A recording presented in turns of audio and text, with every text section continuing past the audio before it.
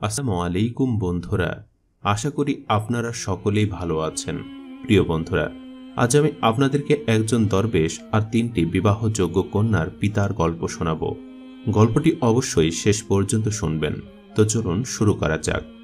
অনেক বছর আগে হিন্দুস্তানের কোনো এক এলাকায় এক ইমানদার দরিদ্র ব্যক্তি বাস করতেন। তার নাম ছিল সোবহান আলী।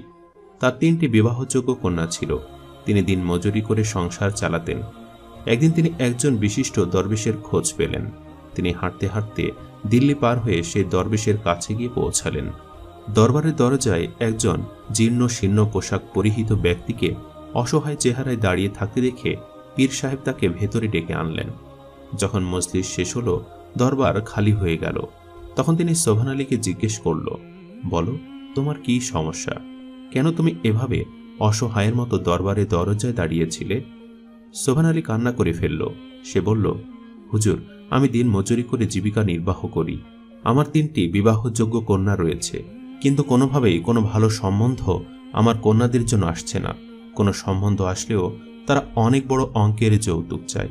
আমি তো দিন মজুরি করে ঠিকমতো স্ত্রী সন্তানদের নিয়ে দুবেলা খেতেই পাই না। আমি কি করে তাদেরকে যৌতুক দিব বলুন? তারপর আমি আমার এক বন্ধুর মাধ্যমে খোঁজ পেলাম যে আপনি হচ্ছেন হিন্দুস্তানের সবচেয়ে বড় বাদশা, সবচেয়ে বড় আউলিয়া। শুনেছি আপনার কাছ থেকে কোনো বিপদগ্রস্ত মানুষ খালি হাতে ফিরে যায় না। পীর সাহেব মুচকি হেসে বললেন, তুমি কিঞ্চিত ভুল শুনেছ, কারণ আমি কোনো বাদশা নই। আমি আল্লাহর একজন সাধারণ বান্দা মাত্র, আর আমি কারোর কোনো সমস্যার সমাধান করে দেই না। সকল মুশকিল আহসানকারী একমাত্র আল্লাহ তাআলা। আমি শুধু মানুষকে পথ প্রদর্শন করি। পীর সাহেব তার একজন শাগরেদকে ডেকে পাঠালেন। সে যখন আসলো, তিনি তাকে বললেন, যাও গিয়ে দেখো আজকের কোষাগারে কি পরিমাণ খাজনা জমা হয়েছে। যে যা কিছু দান করে গেছে সবকিছু একত্র করে আমার সামনে নিয়ে এসো। পীর সাহেবের দরবারে অনেক মানুষ অর্থ দান করত।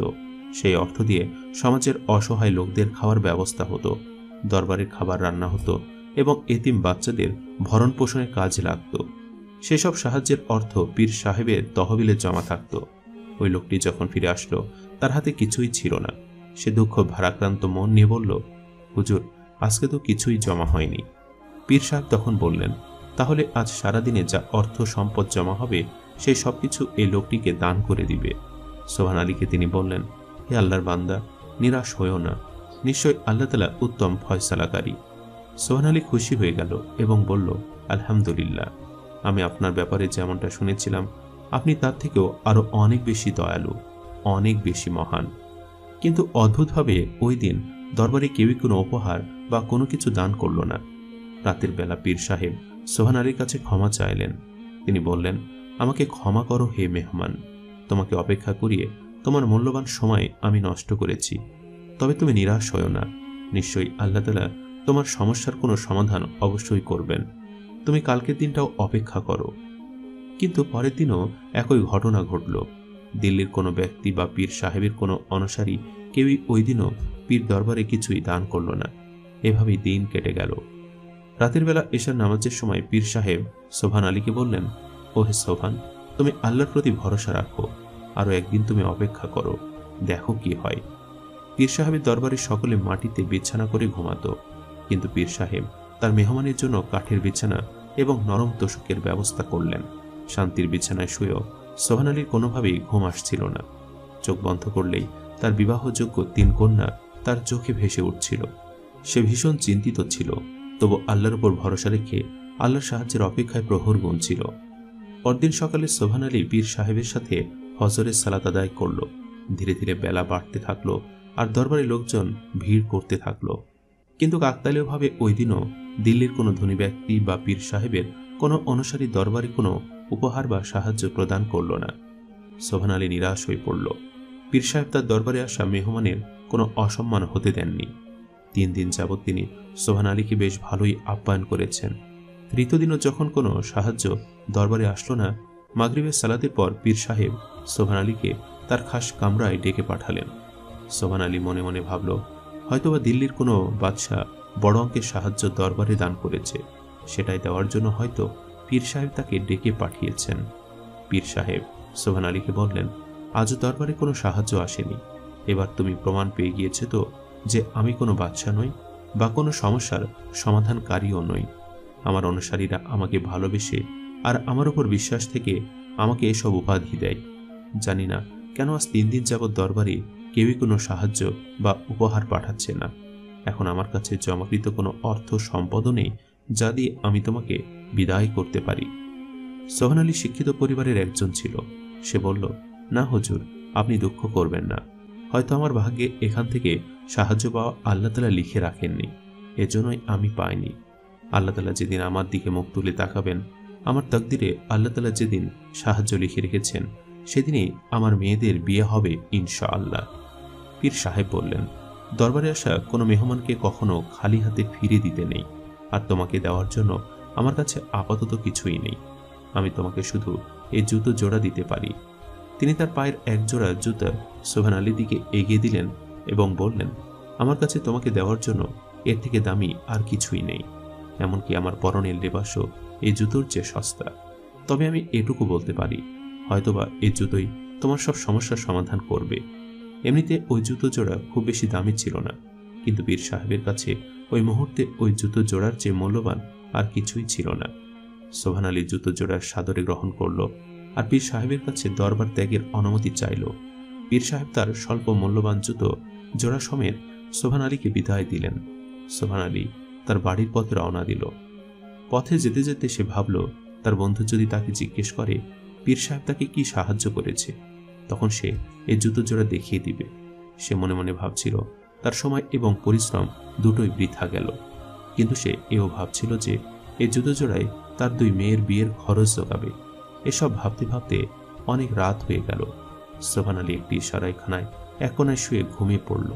যে রাস্তার ধারে ওই সরাইখানা ছিল, সেদিন রাতে ওই রাস্তা ধরে ওই রাজ্যের বাদশাহ যুদ্ধ জয় করে তার সৈন্যদেরকে নিয়ে ফিরছিলেন। হঠাৎ তিনি ঘোড়া থেকে নেমে দাঁড়ালেন। সবাইকে ইশারা দিয়ে দাঁড়িয়ে যেতে বললেন। যোদ্ধাদের সর্দার বাদশাকে প্রশ্ন করল, জাহাপনা, আপনি এখানে দাঁড়ালেন কেন? আমরা তো এখনো প্রাসাদে আসিনি। বাদশাহ বললেন, তোমরা জানো না, আমি এখানে আমার মাহবুব রহমতুল্লাহি আলাই, আমার প্রিয় শায়েকের সুগন্ধ পাচ্ছি, যেন তিনি এখানে আশেপাশে কোথাও আছেন। যোদ্ধাদের সর্দার বলল, কিন্তু জাহাপনা, তিনি তো আয়াজপুরে থাকেন, আর আয়াজপুর এখান থেকে অনেক দূরে। আপনি এত দূর থেকে তার সুগন্ধ কি করে পাবেন? কিন্তু বাদশাহ কারোর কথা শুনলেন না। তিনি ঘোড়া ছুটে এগিয়ে চললেন সুগন্ধ যেদিক থেকে আসছে সেদিকে। সৈন্যরাও বাদশার পিছে পিছে ঘোড়া ছুটিয়ে চলল। সরাইখানার দরজা লাগানো ছিল। বাদশাহ দরজা খুললেন। ভেতরে প্রবেশ করে তিনি দেখলেন এক কোণায় একটি ব্যক্তি শুয়ে রয়েছে আর তার কাছ থেকে সুগন্ধ ভেসে আসছে। তিনি সোহান আলীকে জাগিয়ে দিয়ে জিজ্ঞেস করলেন, তুমি এই খুশবুয়ে ইলাহি আতর কোথায় পেলে? তোমার শরীর থেকে এই ঘ্রাণ কি করে আসছে? সোহান আলী বাদশার কথা শুনে অবাক হয়ে গেল। সে বলল, যাব না, আমি না তো আপনাকে চিনি, আর না আমি খুশবুয়ে ইলাহি আতর কোনোদিনও দেখেছি। আমিও জানিও না আমার থেকে কি করে আপনি সেই সুগন্ধ পেলেন। তখন বাদশাহ বলল, এ সুগন্ধ মেহবুবে রহমতুল্লাহি আলাই, আমার শায়েকের সুগন্ধ। আমি তার মুরিদ। তোমার গায়ে এই সুগন্ধ কোত্থেকে আসলো? কারণ এই আতর আমি হুজুরের জন্য বিশেষভাবে পারস্য থেকে আনিয়েছিলাম। তখন সোহান আলী বাদশাকে বলল, হ্যাঁ, আমি তার সাথে দেখা করে আসছি, কিন্তু তিনি আমাকে কোনো সাহায্য করতে পারেনি। লোকের মুখে তার অনেক নামডাক শুনেছি, কিন্তু যখন আমি তার কাছে আমার মেয়েদের বিয়ের জন্য সাহায্য চাইতে গেলাম, তিনি আমাকে একজোড়া পুরনো জুতো ধরিয়ে দিলেন আর বললেন, এই জুতো জোড়ায় নাকি আমাকে সাহায্য করবে। এটা কি আদৌ কোনোদিনও সম্ভব? জুতোর কথা শোনা মাত্র বাদশার চোখ জলজল করে উঠল। তিনি বললেন, কোথায় সেই জুতো? আমাকেও দেখাও। সোহান আলী জুতোর দিকে ইশারা করে বাদশাকে জুতো জোড়া দেখালো। বাদশাহ হাত জোর করে সোহান আলীকে বললেন, ও হে পথিক, আমি তোমার থেকে এই জুতো জোড়া কিনে নিতে চাই। তুমি বলো, কত দামে জুতো জোড়া আমার কাছে বিক্রি করবে? সোহান আলী বলল, কিছুক্ষণ আগে আপনার শায়েখ আমার সাথে মশকরা করেছেন, আর এখন আপনিও আমার সাথে মশকরা করছেন। বাদশাহ বললেন, আমি তোমার সাথে কোনো মশকরা করছি না। তোমার যত টাকা লাগে আমি দেব। তোমাকে আমি 5 লাখ দিরহাম দিতে প্রস্তুত। এই কথা শুনে সোহান আলী অবাক হয়ে গেল। সে মনে মনে ভাবল, তার তো 1000 দিরহাম হলে যথেষ্ট। বাদশাহ সোহান আলীকে নিয়ে সরাইখানা থেকে বাহিরে বের হয়ে আসলেন। সেখানে ঘোড়ার পিঠে পুটলিতে বাঁধা ছিল স্বর্ণমুদ্রা। বাদশাহ বললেন, এই নাও, এই সবগুলো স্বর্ণমুদ্রা তোমার। শুধু আমাকে আমার প্রাণের শায়েকের জুতো জোড়া দিয়ে দাও। সোহান আলী জুতো জোড়া বাদশার কাছে বিক্রি করে ফেলল। সে বলল, এবার আমি বাড়িতে ফিরে যাব কিভাবে? বাদশাহ বললেন, তুমি চাইলে আমার ঘোড়াটি নিয়ে যেতে পারো। কিন্তু তখন আমি আমার রাজ্যের মানুষকে কি জবাব দেব? তারা বলবে, যুদ্ধে আমি আমার ঘোড়াটিকেও হারিয়ে ফেলেছি। অবশেষে বাদশাহ তার নিজের ঘোড়াটাও সোবহান আলীকে দিয়ে দিলেন। সোবহান আলীর শেষে একটি আবদার করল বাদশার কাছে। সে বলল, আমি রাস্তার মধ্যে এতগুলো ধন সম্পদ আর ঘোড়া নিয়ে একা একা কিভাবে যাব? রাস্তায় কেউ আমাকে লুট করে নিতে পারে। আপনি আপনার সৈন্যদেরকে বলুন আমাকে আমার বাড়িতে রেখে আসতে। বাদশাহ তাই করলেন। পরের দিন তিনি রাত্রে আজপুরের উদ্দেশ্যে রওনা দিলেন। আয়াসপুর পৌঁছে যখন তিনি দরবারে প্রবেশ করলেন, সকলে অবাক দৃষ্টিতে তার দিকে তাকিয়ে রইল আর ভাবতে থাকলো, এত বড় বাদশাহ এই পীরের মুরিদ। বাদশাকে দরবারে আসতে দেখে হুজুর মুচকি হাসলেন। তিনি বললেন, কি মনে করে হঠাৎ আমার কাছে আসা হলো? কি তাশরিফ নিয়ে এসেছো আজ হুজুরের দরবারে? তখন বাদশাহ জুতো জোড়া পীর সাহেবের সামনে রেখে বললেন, আপনার এই জুতো জোড়া কিনে নিয়ে এসেছি। পীর সাহেব জিজ্ঞেস করলেন, কত দাম দিয়ে কিনেছ এই জুতো জোড়া? বাদশাহ বললেন, 5 লাখ দিরহাম দিয়ে। পীর সাহেব 2 হাত তুলে আল্লাহ তাআলার কাছে শুকরিয়া আদায় করলেন, কারণ তিনি সোবহান আলীকে দেওয়া কথা রাখতে পেরেছেন। এভাবে আল্লাহ তাআলা ধৈর্যশীলদেরকে সহায়তা করে থাকেন। সম্মানিত দর্শক, ভিডিওটি আপনাদের কাছে কেমন লেগেছে তা আমাদের কমেন্ট করে অবশ্যই জানাবেন।